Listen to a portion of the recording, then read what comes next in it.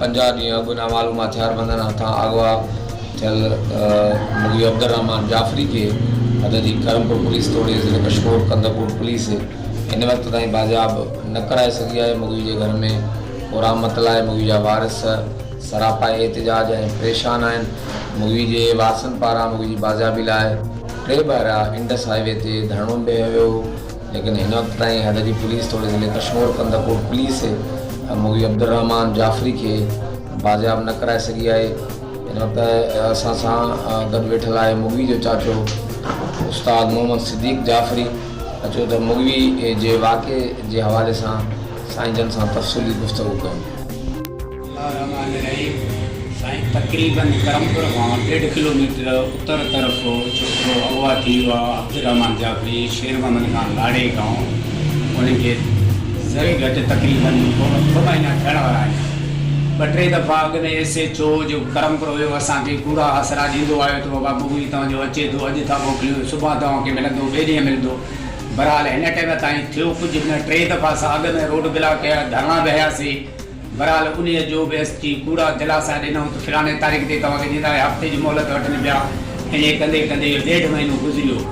हिन टाइम जेको असांखे वीडियो वायरल जेको असां वटि पहुतो आहे उन मां इहो ई असांखे अंदाज़ो आहे त असांजो मुगवी न कचे में आहे, न कंहिं ॿिए ॾोहारी वटि आहे। बहरहाल जेको असांजो मुगवी हिन टाइम में आहे, जंहिं माण्हुनि खयो खणायो पके ते ई आहे, उन साॻी क़ौम वारनि वटि आहे, ॿार असांजो कोन्हे। असां अॻु में बि SHO खे बि इहे अर्ज़ु कयासीं त असांजो मुगवी जेको पके ते आहे, महिरबानी करे तव्हां बाज़ाब कराइजो। बहरहाल उहो पंहिंजा ट्रपड़ वेड़े हलियो वियो, कुझु बि न कई, माल खाई पेट भरे निकिरी वियो। हाणे आयो आहे असांजो वकील अहमद जाफ़री साहिबु। उन सां बि 1-2 दफ़ा मुलाक़ातूं थियूं। उन जो बि थोरो चवणु इहो हुयो मौक़िफ़ त तव्हांजो मुगवी कचे तरफ़ां वीडियो खां पोइ असां उहे वीडियो हिन ॾे बि मोकिलियो आहे, DSP साहिब ॾे मोकिलियो आहे, ऑफिसरनि ॾे मोकिलियो आहे त बाबा असांजो मुगवी जेको आहे पके में आहे, कचे में आहे कोन, महिरबानी करे तव्हां बाज़ाब कराए ॾियो। जो पुलिस जो फ़र्ज़ु आहे, पर हाल उहो त कचे में हुजे उहो बि बाज़ाब थी सघे थो। अॻु में तव्हांजो पुलिस ऑफिसर कोई वञे थो, उहो कचे मां बि तव्हां 5 ॾींहंनि में बाज़ाब कराए था अचो।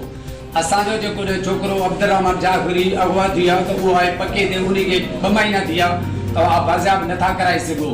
हाणे असांजो इहो ई आहे त जेकॾहिं असांजो 2 ॾींहंनि जे अंदरि वापसि करमपुर पुलिस या कशमीर पुलिस खे असां अपील था कयूं वापसि कराए ॾियनि।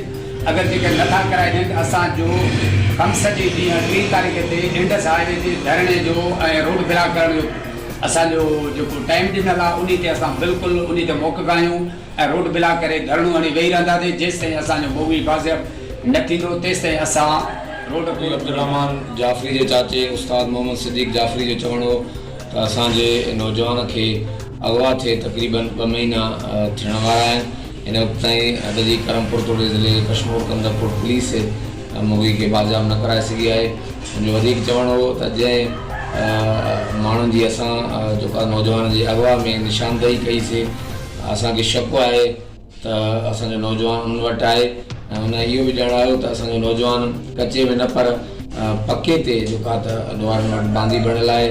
ऐं हुननि चयो त जेकॾहिं 2 ॾींहंनि में असांजो नौजवान जेको आहे त उहो बाज़ाब न थियो त असीं इंडस हाईवे ते जेको आहे धरणो हणंदासीं। ऐं हुनजो इहो बि चवणो हो त काल असांजे मुगी नौजवान अब्दुर्रहमान जाफ़री जो जेको ॾोहारनि पारां वीडियो वायरल कयो वियो आहे, उन में ॾिसी सघिजे थो त असांजो नौजवान जेको आहे यकीनन जेको आहे त पके ते बांदी पड़ियल आहे।